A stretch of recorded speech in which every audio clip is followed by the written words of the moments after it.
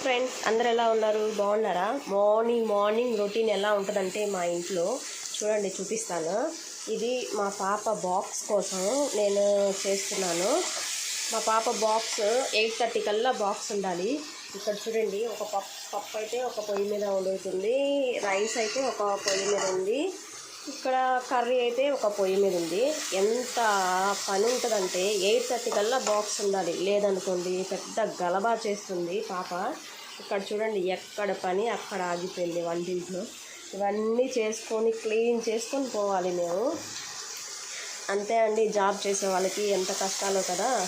పిల్లలకి బాక్స్ పెట్టాలి, మళ్ళీ మేము రెడీ అవ్వాలి, మళ్ళీ అక్కడ జాబ్లో అక్కడ చూసుకోవాలి. ఈ మార్నింగ్ రొటీన్ అండి.